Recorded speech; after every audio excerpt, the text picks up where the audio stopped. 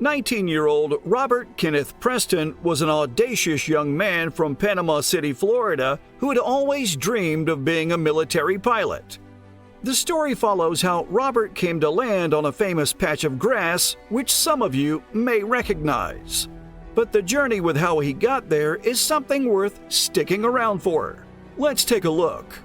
In 1972, Robert enlisted in the Army, securing the first half of his dream of becoming a military pilot.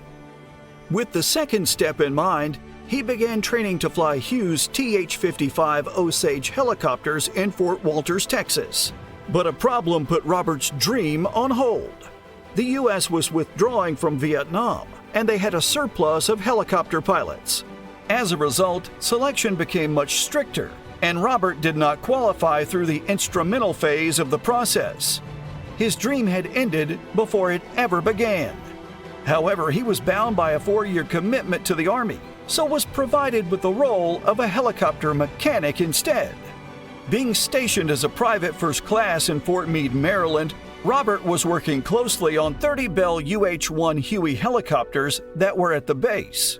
He was convinced that he had the skills to fly, but he continued as maintaining and fixing the helicopters rather than flying them. On the night of February 17, 1974, Robert was out dancing after dinner. But the thought of those helicopters and his failure to qualify never left his mind. The rejection didn't sit well with him, and frustration had pushed him far enough. While driving home, Robert turned his car into Tipton Field where the helicopters were kept. He parked up in the helicopter bay and began scanning the machines that he knew all too well.